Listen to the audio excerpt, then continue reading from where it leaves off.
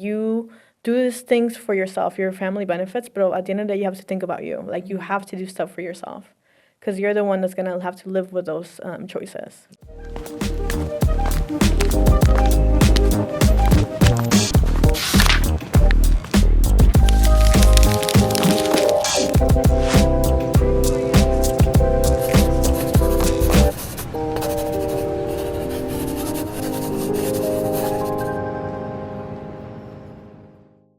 Hello, and welcome to another episode of Unstereotyped Real Life, the podcast where we highlight Latinas pursuing their passions and showing younger generations that they can follow their dreams despite what society thinks and expects of them. My name is Melanie Hernandez, and I am the proud host of this podcast. Now, please welcome today's guest, Elva Chavez Martinez.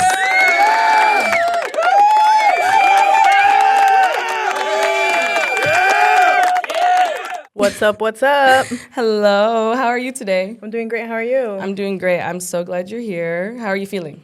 I'm excited and I'm a little nervous, but I'm Don't happy be. to be here. Me too. I'm happy you're here. So let's get this started.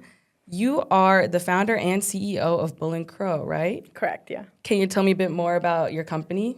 Yeah, so Bull & Crow is a local boutique marketing agency in Dallas. We're based out of Oak Cliff. We do everything marketing strategy, creator strategy, content strat, email strat, a little bit about all that. And it's pretty brand new. I started in September of last year. Oh, Yeah. I didn't know it was that recent. Yes. Okay, that's cool. I've just seen like your Instagram page, and you're connected to some people I know. So I had thought that it had been going on for way longer. Yes. That's cool. Oh, I've been doing a lot in Dallas for a lot longer. So, yeah. Okay. Well, we'll get into that in a sec. But how and when did you decide to start Bull & Crow? It's really funny. So I was the marketing director at a big company in Dallas. It was a supplement company at the time. Okay. And I had already thought about going independent because I wanted to do my own thing. But it's nerve-wracking, right? Jumping the ship from stability to becoming an entrepreneur, it's not easy. So I totally understand why a lot of people don't do it. Yeah. But then it got to the point where life happened, and I was like, it's now or never. So I took the jump. Yeah. And where did you study? What was your degree? Yeah, so I went to Texas State, eat 'em up cats, for my undergrad, and I got a degree in psychology with a minor in criminal justice. I originally thought I was going to go for criminal justice because I was obsessed with Criminal Minds.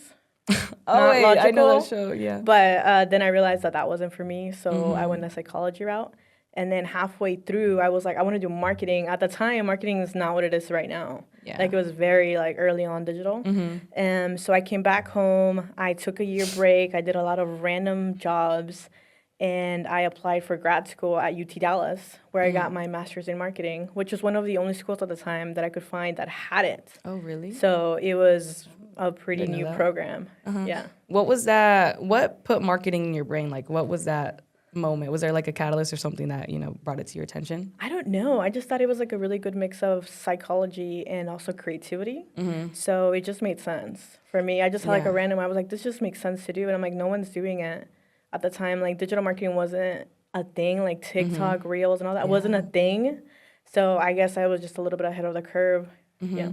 Has it been interesting to see how that industry has changed over time with the growth of all this social media? Because I'm like, you just said that it's hard to find a program like that, and now that's kind of like a big thing that people are going into. Yeah, absolutely. It's marketing is one of those careers that if you don't stay with the times, you're going to be antiquated. That's true. So I think it's definitely growing a lot, and it's changed so much. Like, the apps are updating all the time to new features. Like, videos on Instagram was crazy, right? People were like, wow. But there's a lot of other things happening as well. But yeah, it's definitely growing. And I can't imagine what we'll be in even 3 years. Yeah. So there's definitely a lot of conversation about what social media has influenced or changed, because I definitely see that on the journalism aspect and, just the rise of user journalism and, individual people sharing information, but they either didn't go to school for it or they're not doing the correct research, but they're sharing information anyway. So it's been interesting to see like all those changes too, because I have some friends who are also in the marketing side. My sister and then one of my other friends, and so it's interesting to see like how they've had to pivot and change things. Yeah, I think that's another thing too. There's a whole a rise of misinformation, And there's been like a lot of debate around that. You've seen it. Yeah. Like is this an AI post? Are this Oh my God. bots? I hate There's AI. a lot of there's a lot of different things out there where Yeah. there is a lot of misinformation, and if you're just not trained to see it, you're just not gonna see it. So it's Yeah. unfortunate. It's the bad side of social media. Mm-hmm. So there's good and bad in it. Do you follow other people who, kind of maybe are not marketers themselves, but kind of analyze like the climate in the industry as a whole? Because I know sometimes there's this one girl who kind of does like these video type essays of how, I think sometimes they're specifically on how consumerism mixed with advertising and marketing targets people in certain ways, or like maybe certain minority groups in certain ways. Do you like follow any of those creators, or pay attention to that? Yeah, I'm with the Times. I read articles and all that stuff. There's different creators out there that do that. There's this one girl who does ad takes. So she breaks down a lot of the commercials and who they're for and why they do it. But marketing is that. It's just targeted. And you're being marketed to all the time. It's just one of those things where you're not even aware of it. So, because marketing isn't just social. I mean, you're getting emails, you're getting texts, you're seeing billboards, etc. So it's so much deeper. I think people just think that social media is the only marketing. It's just an arm of it. Yeah, for sure. But what other experiences did you have before starting Bull and Crow? Before Bull and Crow, I was the marketing director of a $26 million company that was global. Before that, I was the marketing manager for a wine company, believe it or not. It was Scout and Cellar at the time. Okay. So I worked with that. That was fun. Learned a lot about wine. Not a wine drinker, so I learned a lot about wine. Yeah, I was just like interesting. I the essence. And then before that, I was a social media director for a Biltong company, which think of jerky but better. I was there for a long time. That's where I actually started my marketing career. Right before COVID hit, I went full time with them. So I got very, very lucky. So it was crazy. Yeah. But I started as an intern there and worked my way up. That's cool. I feel like that's kind of the story because, I mean, you would consider it's corporate work, right? Yeah, it was corporate. It was all CPG. So it was mostly snacking is what I started my career in, snacks. But I've done a lot of other things. Mostly I did work with Cheetos as well. Oh, yes, I saw that. You won a grant? Yeah, so me and two other friends co-founded Headshots for the Homies. And the first year we did it was, I believe, 2018. We had no budget. We just kind of just went for it. And then we applied for a grant, and we won $25,000 from Cheetos and Bad Bunny. Wow. And then they took us nationally, so it was a crazy time. That's cool. What did you do nationally at these other locations? Yeah, so we activated with headshots for people because, a lot of Hispanic people... students, minority, you don't have a lot of money for headshots. And headshots can get really, really expensive. So we wanted to provide that to anybody. So we popped up at the LA Community College and just gave kids free headshots, professional headshots, because we worked with local photographers from every city we went to. We found them, we scouted them out. And then we popped up at San Antonio Community College as well, brought local photographers from there. One of them was Dom. She's a cool friend of mine, so badass. And then the other one was in Miami. We popped up over there for a community college as well. That was cool. And was it a diverse group of people that came, or was it kind of advertised towards like Latino group? I think it was mostly Latinos, but it was to anyone in the community college. But those are all very high Latino populations. So how did it feel to, kind of have this event and bring it to people who might not have access to it? I thought it was crazy. Like I was like, me? Little old me out here making the change. Yeah, and that was a completely separate budget, so that was pretty crazy as well, because we ended up coming back to Dallas and doing our own really big one at the Dallas Community College. So it was really fun. I think we serviced about 300 people at ours, so it was a lot of fun. But yeah, I'm mostly proud, to be honest. That's been always my thing, to not forget my roots. And to be authentic to where I come from. That's something I never want to forget. So it was really nice to be able to give that back. I wish I had that as a kid. I didn't have that. I kind of just figured everything out on my own and hoped for the best. So yeah, it was really cool. That's really cool. And what drove you to finally start your own company? To start, as a lot of things. To start my own company, it would be, one is I want to be able to choose who I work with. It's a big one. Alignment. For sure. And also there's a big gap in Hispanic businesses with marketing. There's so much money to be made, guys. There's so much money to be made because I work with businesses and I also work with creators. So influencers, content creators, and all stuff.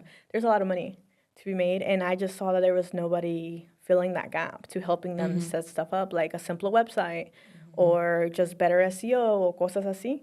So I was like, why not me? Why not have me be the person that breaks down marketing and make it not so scary to where these people can make more money, and then in turn we all make more money because they'll need more of my services. Yeah, that's cool because I know a lot of minority groups may not know that side of the industry or understand it or are more prone to being taken advantage of. And so it's cool to have somebody who you can identify with in some way. Maybe not just, Latino, but just minority in general who can understand those struggles. No, for sure. And that's so true in marketing. I think marketing, like we just talked about it, take a shot every time I say marketing. We just talked about it where it's so diverse, it's so big that people kind of don't understand it. Yeah. So it can be very intimidating. And then when you don't know what you're getting, you just say yes to whatever, and then people can't take advantage of you. Yeah. Yeah. And I've seen it, and it sucks. Yeah. But, yeah. And even I feel in the more corporate, like bigger parts of it, those big established companies, I know my friend, she works for one of the busy tourist companies here in Dallas. Yeah. And she's like the only Latina in the office. Like everybody else is white. And some of them are not even from Dallas, which I know that's not, I guess, it's a requirement. But if you're going to be a company specializing in tourism for not just locals, but international people, I feel like you got to have some knowledge of the city. And I remember one time she was telling me about like the microaggressions towards her. And one time, or whenever they talk about certain areas, like Oak Cliff, has been gentrified into Bishop Arts. Yes. They just refer to like every area in Oak Cliff as Bishop Arts. And she's like, honey, like it's okay to say Oak Cliff. Like it's not going to hurt you if you say Oak Cliff. Like that's Oak Cliff. That's not Bishop Arts. I think people have a thought of Oak Cliff as just being the hood, the ghetto. Yeah. And it's really unfortunate because there's a lot of culture in Oak Cliff. So I feel like labeling Oak Cliff like that negates the people that actually live there and dehumanizes them. Yeah. So it makes people look, because there's a lot of people coming back into Oak Cliff right now because it's getting gentrified. But it makes them look at the other people like, oh, they're less than or whatever. And I don't like that at all, personally, especially because I grew up there. I'm not from Texas, but I grew up here. I'm a transplant. But I did grow up in Oak Cliff. So it's one of those where I've just seen it change so much. And it just sucks because they're just not taking care of the people that are already there. So. Yeah. I've seen they have been, I guess, starting to make some developments like that park or that big area. Bridge? Yeah. But yeah, I've seen that. And I have found myself over there a lot pretty recently with all the new people I met. And it's just cool to see the art scene and just the communities that are forming. So it's sad when somebody refers to that area in a way. And I also have family that lives there. So I'm there for Thanksgiving like every year. And so I'm like, I'm not afraid to be here. And I think the art community has always been in Oak Cliff. Like I was part of Elevate as well, which was a creative space for artists that was on Jefferson. But it's been there. Like the murals have been there. It's just they weren't getting looked at the way they are now. Yeah. So it's through a new lens. But la cultura siempre estaba ahí. Yeah. It's just people didn't want to see it. Yeah, I was literally at Top 10 Records last night for another girls' event, and I was like, damn, this place is so close to, I guess, the Bishop Arts area. And so I'm like, I hope this place, they don't pick it up next, because I love seeing all the fruterias or panaderias or quinceañera shops, and I'm like, I hope they're able to stay. Yeah. But I know things are getting more expensive, and they're buying people out and all that. Yeah, I think part of that too is just like community supporting community, like showing up for each other is a big deal. Yeah. It is what it is. Gentrification, from what I've learned, is it can't be stopped. It can only be slowed down. That's true. So if you just support the shops that are open, like your mom and pop shop and all that stuff, you're doing your part. There's only so much people can do. Yeah. So that's part of why I wish I lived closer in that area. But when I go, I'll go. But how has it been managing your company? It's been very interesting, mostly because I was always in the front side of it. Like marketing can do that in my sleep. That's no problem, right? But the admin side, I've had to learn a lot. So I definitely had to bring on help. I brought on a bookkeeper to help me with all of that, and taxes as well, because taxes is not my thing. That is let me let the professionals deal with that. But aside from that, it's been a lot of fun. I've met a lot of really cool people. I've done some really cool projects, even though I've only been open for, like 7 months. But I think it's getting a lot easier now that I am understanding the caveats of running a business. It's also just ever-changing because I'm growing as I'm building. But, yeah, so it's been fun. Yeah. And, yeah, I was going to ask, how has it been, interacting with your clients or getting new clients? Like, yeah, how's that been meeting them? It's been rewarding because it's always fun to get reached out by new people, and you're just like, how did you even hear about me? But I'm not going to complain. But it's also part of it is ego, having to let go of your ego because you're going to get rejected and it's okay. And it has nothing to do with you. So that's part of being a business owner as well, just moving on from that. But I've had some really cool projects I've been working on that are really exciting. And so far, my clients have all been really great. Honestly, we've built some really cool stuff together. How many clients do you have at the moment? Right now, I have 7. Okay. 7 cool. clients, yeah. So it's also on capacity, depending if they're retainer or if they're project-based, because some people I'll take on as just a project. They need just something to be done. And then if I have retainer, I stay with them. And then the creators, because I do manage creators, it's not out in public. I just kind of take, if they come to me and it's a fit and I can handle the work, I can bring them in. But so it's a little bit of both. So I'm a little diverse there because I have creators and I have businesses as well. Okay, so you have 7 people that are like you're constantly. Yeah. Okay. And what's the coolest project that you've worked on? Ooh, that's tough. That's tough because they're all cool in their different ways. Or I guess, I don't know, maybe the biggest or the one that took the most work? The most work? I don't know. They're all treated pretty same. Or just but I'll any say of them that were really that's fun? a better question. I think one cool project that I did recently was right now I'm working with a creator to help her on her content strat. So we did a video for a partnership for Coke and FIFA. Oh, So that was cool. that's cool. Yeah, but then we also turned around and I went to South by Southwest to support another business. And we popped up like everywhere in Austin. So that was really cool as well. That is very cool. And I also wanted to ask, where did the name come from, Bull and Crow? So it came from Jefferson, Okay. the street Jefferson. Yeah. So I grew up in Jefferson. My tia used to work at a quinceañera shop, bridal shop. I used to model quinceañera dresses, girl. Like, it's really? another life. I'll bring out the magazine. No, I'm just kidding. No, literally. Pero I grew up there since, I don't know, I was little. And then we were driving down the street and I was talking to my wife. And I was like, oh my God, all the good names are taken. Like, I don't know what we're going to call this company. Like, everything's whatever. We're driving down Jefferson. You know how there's a big old statue of a bull?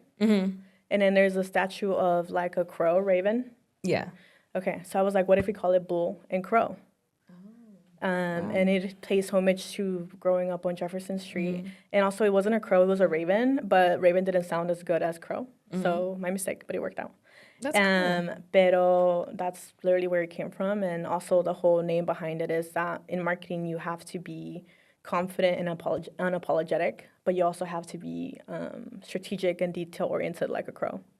So it's a nice little balance. That's really cool that you took pieces of your own identity in life to come up with that. Yes. I feel like nobody would ever break it down that deep. That's cool. It's that deep. Yeah. It really is that deep. No, it really is. But that leads me to my next question. How do you explain your identity to someone else? So ethnicity, other things, first generation student, immigrant, et cetera. Girl, I chose like one of the strongest soldiers. I consider myself Mexican. Okay. Because I grew up in Mexico for 2 years. So I did 1st and 2nd grade in Mexico. And then I guess Latinx, whichever. And then I'm queer. So that's another identity. So it was just like, choose your battle, girl. I'm a woman. I'm a Latina. I'm queer. So I was just like, okay. But yeah, really around that. But I really consider myself Mexican. Yeah, so. And how have you incorporated that identity into Bull and Crow? Basically how I offer what I offer and the clients I'm getting. I am attracting a lot of Hispanic clients. And it's been a lot of fun. But I guess how I talk to people too, I don't like to be I come from corporate. Pero I like to be more informal with people because I think sometimes we talk too high to certain people que no entienden, and it's not their fault. It's more of like we just need to meet people where they're at. Like I was talking to an HVAC guy the other day, and we were just talking about in marketing or whatever, and he was like, if you had come at me with all the marketing stuff, I would not have known what you were talking about. But if you since you simplified it to me, now I understand it. So kind of like that, I've really tried to break down what marketing is and all of that in a language that's you can understand, because marketing is very jargony. Yeah. So there's a lot of jargon. There's a lot of like water cooler talk. There's a lot of like KPIs, blah, blah, blah, blah, cosas así, like acronyms. But if you just break it down into stuff that the normal person will understand, it just makes it less intimidating. So I guess that's kind of how I've done it. I've tried to make it less intimidating, less of friction-y, if that makes sense. How has it been breaking down your work to your family or your parents? My mom for a long time did not understand what I did for a living either way. So now she she's like, great, que bueno. All right. I'll take your business card. But for my mom, she's just very proud. She's just like, whatever you're doing, I'm just happy for you. And I'm explaining to her and she'll listen. But sometimes she'll just straight up be like, no sé qué es eso, pero qué bien, mija. And I'm like, great. So, yeah. I find that that's usually how it goes for some people. Yes. Everybody's told me that it's kind of hard to explain it, but they're just happy for them anyway that they're happy. Yeah. But do you still feel like a disconnect in any way with them when it comes to your work, since you're not maybe able to articulate yourself as well as you'd like? No, I think I've also had my mom around more of my work recently, so she's kind of understanding it more. Yeah. My rest of my family, the ones that I am close to, they are very excited and they're proud of it too, and they're very supportive. The rest, it is okay. Yeah. It's okay. Did you have a specific vision for Bull and Crow? Honestly, I am. It's been a lot of fighting imposter syndrome, I think it is, which is crazy because I mean I've had the titles, I've had the salaries, like I've had all that. So it's been a lot of learning for myself on just trusting where I'm going. So for me, Bull and Crow, I wanted to. Eventually, I do want it to grow. Yeah. And I'm already kind of there, which is crazy because I'm at 7 months in. So I want Bull and Crow to grow to be a well-established stylist boutique agency. I want to just be able to help as many people as I can, as well as bring ideas to life. Yeah. También. So that's kind of where I see myself going. It's been crazy because I've only been open for 7 months. So I'm already hitting kind of like a ceiling where I already feel like I need to bring people on. But yeah, that's kind of where I see it going, and I'm very confident that I'll get there pretty soon, to be honest. Yeah. Are there any specific goals that you can tell me for your company at the moment? Yeah, for sure. I mean, I have some revenue goals I want to hit, but also I already hit one, which is starting to possibly work with a client out of state. So that was one, but that's kind of where I'm at. I've kind of just been hitting all the things I've been putting up on my vision board. So it's been fun. And how does your identity as a Mexican queer woman direct your work? Girl, how does it not direct my work? Let's see. So that's kind of why I had the whole itch to even start my own company of who I get to work with. Yeah. Right? Because I don't want to work with people that are not aligned with me as a person, my existence. That's true. Yeah. So that's kind of it. I've been loud and proud since I was like 12, so it was no surprise to anywhere I went, right? But yeah, so I've always been very big on inclusivity, making people, I am who I am. Like in any time we do any client discovery calls, I'm very upfront about that and be like, hey, I'm a queer woman. Like, if this is something that you're not aligned with, mejor aquí, hasta aquí llego, ¿me entiendes? Because I don't want to bring on someone that's, we're just not aligned there. And I do the same for the creators I manage. I'm very much of like, lo que ellos quieren, I go to bat for them because that's kind of who we're targeting. So yeah, but really around that, there's been a lot of, in one company before this, I was running into some stuff, which is part of why I left. Okay. Yeah, it's really hard nowadays. People like to water stuff down. Yeah. Because for the sake of making money, or, they don't really care about that stuff. But I feel like I'm in the same boat. Like, if we don't agree morally or with my identity, then why am I here? There's no point to be here. Exactly. Yeah, and I know it might be harder, especially for the Latino community, to accept the queer community. You know, I know that's also a big topic of conversation or hardships that that community goes in our group. So. Oh, for sure. I think it's like definitely. I've seen it in my family, so it's one of those where you just gotta do what you gotta do, and it's definitely around the community you get around you. Mm-hmm. For me, it's been a lot of good friends, the family that I do talk to. But yeah, so That's same good. thing. I just want to be a safe space for people to see me succeed, because I want them to succeed. You know, like, oh, someone's doing it and they're queer. There's not a lot of us. There's not a lot of us that have a master's degree, like you said. There's not a lot of us that are queer and have a master's degree. So it's just I'm just trying to represent for the girls out there that see themselves in me. That's good. And why do you think I guess you kind of just said it, but is there any other reason you think it's important for a person with your specific identity to be in this industry? Oh, for sure. Like you said, marketing is very one-dimensional when it comes to ethnicity, it can be. So just showing that you can show up and do it. And I mean, statistically, like my whole career, I shouldn't have done it, right? Statistically, I should not have gone to college. I should have not have gotten my master's degree. I should have not gotten to where I am, right? Or to where so I became the marketing director before I was 30. Statistically, what the hell, you know? So it's been a lot of like, you shouldn't have been able to do that. And then it's like, but I did do it. So why can't you? Yeah. Yeah, you know? And especially from, you grew up in Oak Cliff, and that's already an underrepresented area or underprivileged area that, you know, probably gets all their resources taken from them. And, you know, with the gentrification stuff, it's harder for people in those communities to, you know, follow their dreams and chase their goals, you know? Yeah, so I grew up in Oak Cliff up until 6th grade. And then we moved to Irving.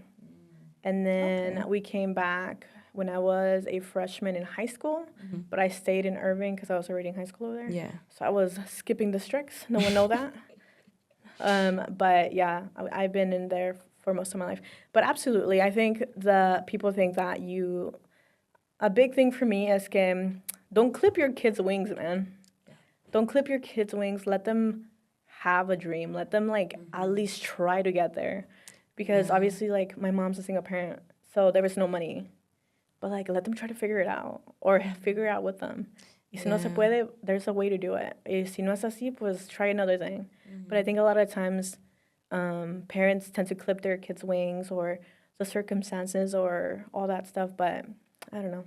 Yeah, that's definitely why we see a lot of, you know, people from our community go into STEM-related jobs because making money, or their parents are like, no, you have to be a doctor, you have to do this, be a lawyer. And the arts and humanities, we're underrepresented there. And so it's a really big thing. But what things do you think you take into consideration that others in your industry who don't share your identity wouldn't? I think definitely mindfulness of how you talk to people or what you say. Right now, the Latinos are having a big moment in marketing. Bad Bunny, the Super Bowl, Karol G at Coachella. There's also hot takes on Coachella, so there's that. Oh, yeah. A lot of hot I've seen that. But for me, it's just being able to relate. You know, like we have similar stories, or I can understand where you're coming from. A lot of the creators I have right now are Hispanic. And actually, they're all Hispanic and share the same identity. Minority, first gen, a lot of them are first gen. So we can relate on a level that I don't think someone that wasn't could. So there's that. Same with businesses, kind of just understanding where you're coming from. It's like when you go to therapy, you want a therapist that you can relate to and you don't have to explain it to. It's kind of like that unsaid acknowledgement, if that makes sense. Yeah. And I also feel like the Latino community is like, it feels like such a small world. Like, it is. Everybody knows this person and we're all connected in some way. So I think that also helps bring us together. So I think that's really cool. Yeah, that's how I felt with you. Right. I was like, wait, oh my God, I've seen. And I was like, oh, hold on one second. Yeah, I know her. Hold on. Yeah, that's crazy. I was like, oh, wow. That was really funny, though. Because I think he said the same thing, too. He was like, yeah, this is crazy. Like, and a lot of other people that I know follow him as well. So, like, that was cool. Yeah. But shout out to Saul. Yeah. But I wanted to bring up some statistics about Latina entrepreneurs. So according to the 2026 Wells Fargo Impact of Women-Owned Businesses report, Latina women now own 2.9 million businesses, which makes up 18.7% of all women-owned firms. But there were some downsides. So the typical Latina-owned employer firm generates $824,000 in annual revenue compared to the 1.6 million average across all women-owned employer businesses. So while there has been a growth in the number of businesses, a revenue gap remains. And it was interesting because I was reading through the reasons, and one of the disconnects mentioned was that Latina women-owned businesses are disproportionately concentrated in consumer-facing sectors, so like retail, personal services, food and hospitality, beauty, things like that. And so obviously those industries are harder hit by things like tariffs, especially in 2025 when all that was going on. And then it lists, solutions on how to fix this. And it says, it's not a coincidence and reflects a longer pattern of constrained choices. Women of color and Latina specifically have historically been pushed towards accessible sectors rather than high-margin, high-growth industries like the one you're in. And then the result for these women is a real but fragile business ecosystem built on demand. And then they said a solution to this is sector diversification with real support. So helping Latina women-owned businesses move into higher margin sectors like technology services, professional advisory, healthcare management, et cetera, requires not just encouragement, but access to networks, training, and early-stage contracts that build credibility in markets where women of color have historically been underrepresented. So I thought it was interesting because you were in such a different business, and yours with the growth of social media and all that. I feel like it's a lot more not easier, but quicker to grow than apart from somebody who is opening maybe like a restaurant or a food-related business or something like that. So I just wanted to ask if this issue or these statistics resonate with you at all. Yeah, well, I don't run inventory. Inventory, if you have inventory, I mean that's a big, it's a big cost. So mine's all digital, mine's all service-based. But yeah, for sure. I think it's interesting too because we Latinos always get pushed to like cosmetology or cosas así, which is great. But there's ways to also optimize that so they can make the most money, like be booked and all that stuff. But yeah, I mean, it's just being a Latina woman, we get paid disproportionately less than. And it's the same for like Hispanic creators. If I don't know if you knew that, but they also get paid less by brands, like statistically. So it's just, I think it's like the Latino tax. Yeah. But overall, what do you think about the growth of Latina-owned businesses in the U.S.? I think it's amazing, and I think it's kind of obvious. I mean, a lot of Latina women are the head of the house anyway, financially, if they want to admit it or not. They run the money. But it's great. I think have always been emprendedoras either way. So it's not surprising to me that it's happening. If anything, it's like more of like, what else is going to come from it? Like, what is that going to, So. Yeah, and Latinos already in the U.S., we support the economy so much. And it's crazy to see when they're like, they don't pay taxes, they don't do this, they don't do this. Like, there's like $96 billion paid in taxes like a few years ago. And I think we're like, I'm not sure if it was like the top third like strongest economy in the U.S. And so I'm like, we're spending our dollars, and and I think we were the top like entrepreneurs as well. I forgot what ranking. Yes, that is correct. I think I've heard that stat too, which is true. We're opening up a lot of businesses. Yeah, a lot. We're opening up a lot of businesses. We're doing a lot. If anything, what's holding a lot of people back is status. So that's a different thing. So yeah. And I love seeing how you and other Latina-owned businesses have collabed and created a welcoming community. I know you're part of Florecer Collective, which has been really cool to see unfold. Can you tell me a bit more about that? Yeah, so Florecer Collective started with when Claudia from Reset and Jackie Tejana Coffee and Ashley from Red Oak Studio. I just got asked to come on board to help them organize this event. And then I was like, what if we make it a whole thing? Yeah. As I tend to do, the Overachiever and Elvita. But so then I came up with the whole concept of Florecer, all that stuff. Claudia brought the vision to life. And then the girls, Jackie and Ash, were like along for the ride as well.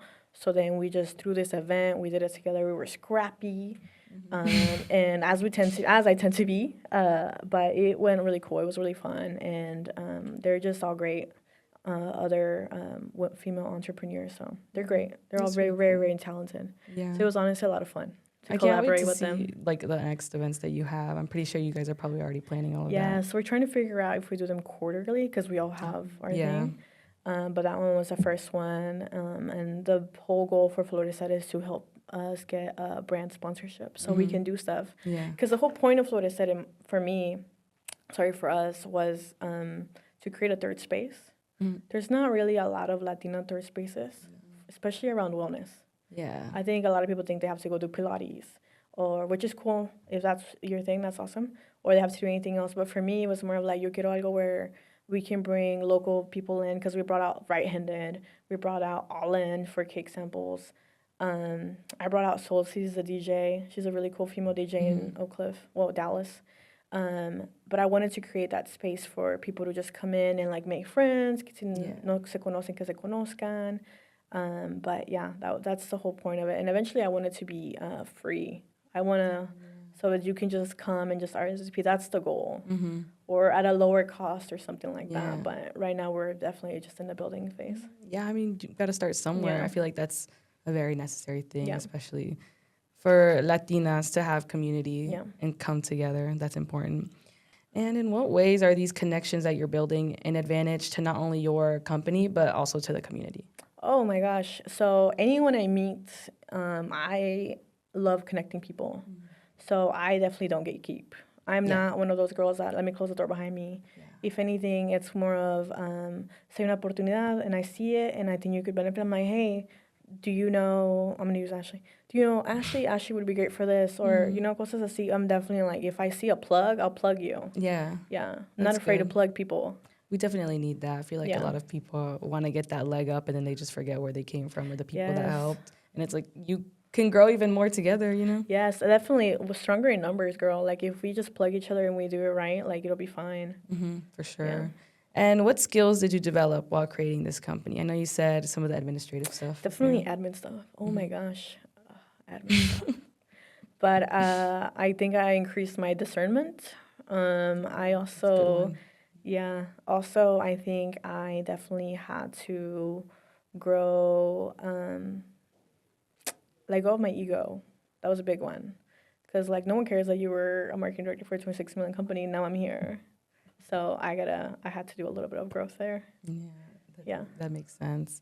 What skills do you think came naturally to you because of your personality, or maybe was a part of your culture already? I know no strangers. I'm a chatterbox. I like that.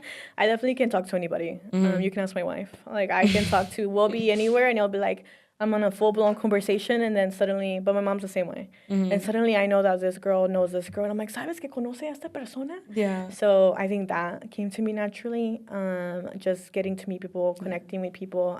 My friends say that I'm great at networking, which is funny, because I think it's just because I will just go up and talk to people, not shy, not retrospect. But cultura-wise, I don't know. I guess that in, like, community, porque la familia de mi mamá is big. They're a big family. There were 16 kids. Oh. So, like, huge family, right? So our families are always, like, big, but community came from that. Like, also event planning probably came from that. So that's a good one. But yeah, I think those would be it. But for sure, the I know no stranger one is a big one. That's good. And you kind of have to be that way for marketing, so it works out. That's true. But I feel like that's the best quality to have in any industry.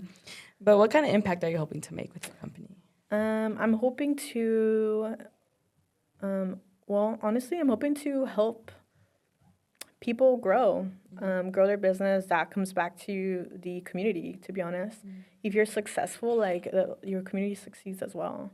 So that, as well as I'm in a bunch of other things. Like, I'm in HWNT, so I'm a mentor for Latina girls. That's cool. So I'm doing that, trying to help them out. I think for me, in general, what I want to leave back is just to help people, which sounds kind of, like, generic as hell, but I really do. Like, I want to be able to help people, like, help themselves in that aspect, whether it's monetary or creating a space or an event or community where they can feel themselves and, you know, feel comfortable to be who they are, especially, like, around queerness. That's a big one. Yeah. That's a big one, I think. It's like what you said earlier, really makes a lot of sense. With the Latino community, queerness is kind of like a, you know, and sometimes it closes doors. I'm not going to tell you it doesn't. Yeah. It definitely has closed some doors for me. So, like, yeah.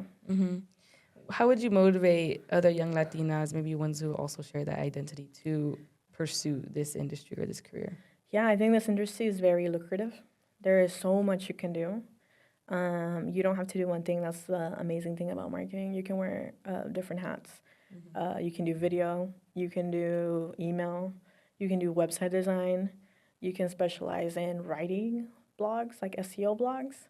You can specialize in photography. Like there's so many aspects of it that you can, gain monetary value from. So it's not just one thing. It's a lot of different things. So you have some diversity, especially if they're creative. It's it's always different things, and it can take you to a lot of different places, like in house, or just working on contracts. Just a lot of I don't know. There's a lot of diversity in it. But yeah, sure. And yeah, I think that's what I would say. Yeah. And if you could send a message to your younger self right now, what would you say? Ooh, you were always the baddest. No, no. If I could send myself a younger message, it's just like, I keep going, girl, because you got it. Like from a young age, I knew it was different, and it's true. Like I really did. I really did beat the odds, which is crazy, but I did. I really did beat the odds. That's cool. Yeah. And can you tell us a bit more about your daily work life and what it looks like? My daily work life. So it starts in the morning feeding my dogs because they're my number one clients. In the morning, especially Penelope. Penelope gets very grouchy if we don't feed her on time. She's starving. Really? Clearly, she withers away. Yeah, she's not skinny. She's not. That's literally my dog. Yeah, she's just like dying. Funny. She's impoverished. Aww. But my work day is usually at home. I work from home, unless I'm out on a shoot or with a client meeting.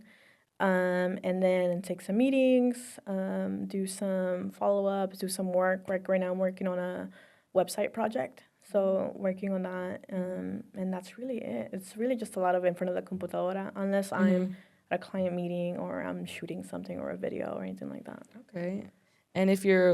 And how often do you have like those shoots and like those client meetings? Those, if I'm in person, probably a couple times a week. For meetings, once a week, and then shoots, it just depends. Okay. Yeah. Is there a CEO or entrepreneur, somebody with your same career that you look up to currently? It could be someone personally or influential figure. Yeah, she's not an entrepreneur, but someone I look up to in the industry is Iris Diaz. She was the ex-Mavericks CMO, and now she's with FIFA. But baddie. Just like baddie, like unapologetically herself. She got I love her storyline. She got rejected from the Mavericks like a bunch of times because they told her she wasn't ready. She had to grow her resume. So she grew her resume, went back. Didn't work. Went and did whatever else she needed to do, went back. Didn't work. And then she did whatever she needed to do, and then went back and got in, right? So then she was the CMO of the Mavericks. And wow. I just find that really it's very much like my story, where it's like I just kept trying. Yeah. Because I didn't give up. Like you could easily give up on the first no, but I just kept going. But I think she's really cool, and she's a Latina también. So I love her storyline. That's cool. Yeah.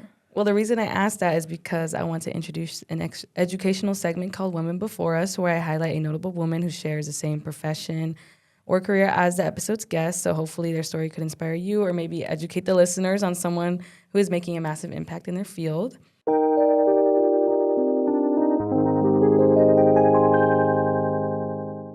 So, do you know who Isabel Rafferty Zavala is? I do not. Okay, well, Isabel Rafferty Zavala is a Mexican-American digital marketing pioneer who is revolutionizing how brands connect with Latino audiences. So, as the founder and CEO of Canela Media, she has created a comprehensive digital ecosystem for brands to reach multicultural audiences, including Canela.tv, the first AVOD streaming service built by Latinos for Latinos. And so she was born in Mexico City, but she was raised in California. And after working in TV sales, Isabel was creating advertising plans for Latinos when she noticed something. The demographic had gone from desktop technology straight to handheld devices. So she doubled down in this area and pivoted to cellular and developed a reputation within her industry as the mobile queen. That motivated her to start Mobvious, a company designed to reach U.S. Hispanic audiences in new ways, and it was also her second startup. Mobius leverages a robust tech platform that ensures precise targeting via mobile advertising, and she hired other Latinos to increase the company's authenticity and work to build diversity.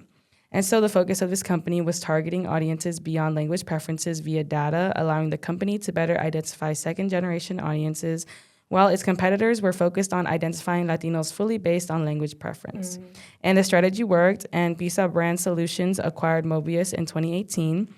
And as the streaming media wars escalated, Rafferty saw an opportunity to create Canela Media, Inc., with the goal of becoming the first streaming company focused on the Latino audience.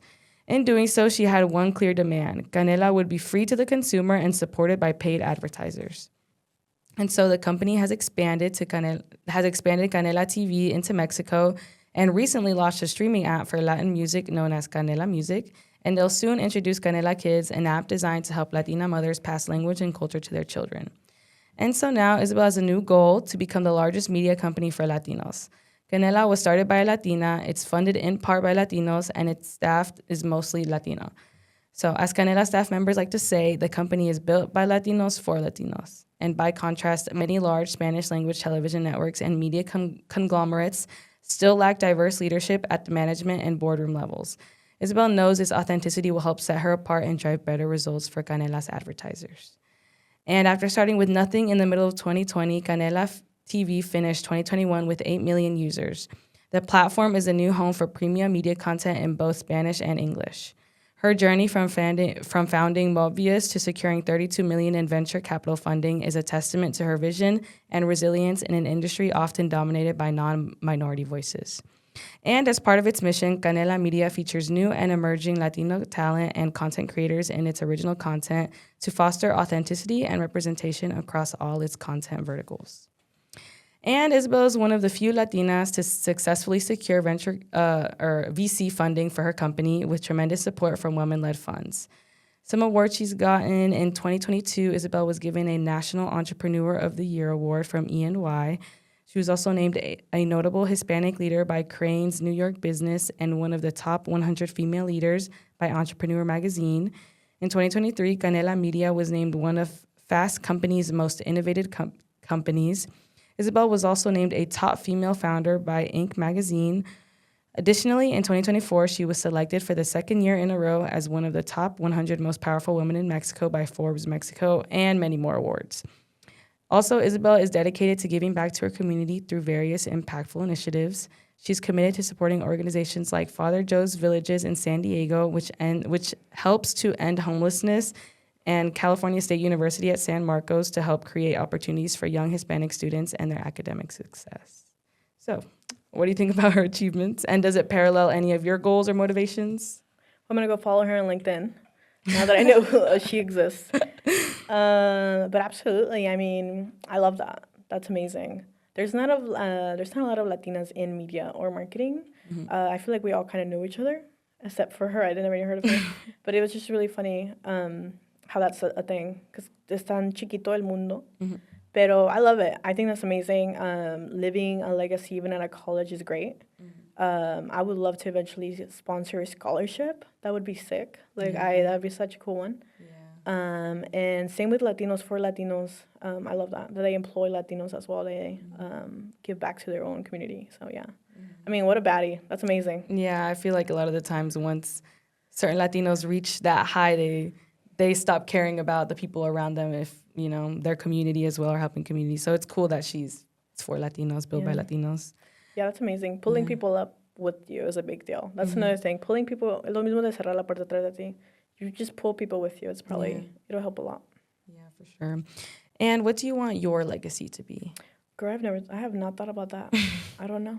I think my legacy would just be to help uplift the Latino voice, I think. Even if it's just in business or anything like that. I would love to just, I don't know, help. It's the biggest thing. And that's a really great question, because now I'm going to go home and think about it and ruminate on it as a Cancer.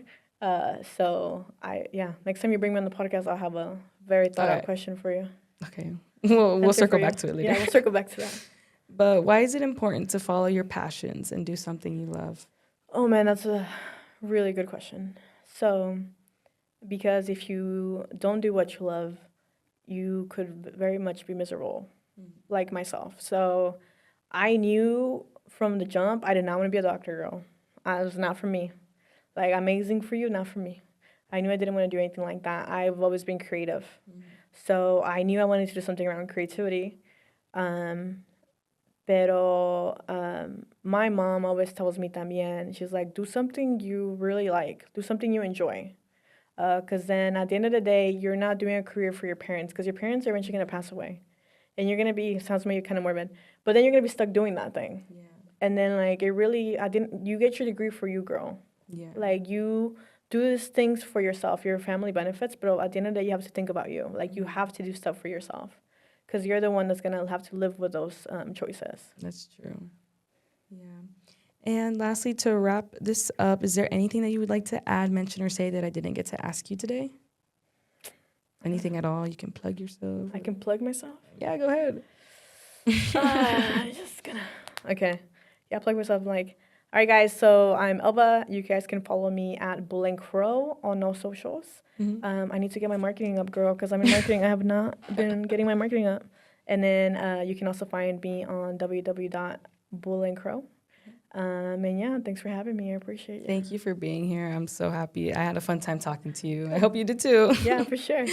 But thank you so much for giving this podcast a chance. And thank you so much to the listeners. I hope you guys learned something new or maybe gain inspiration from Elva here to pursue your own passions.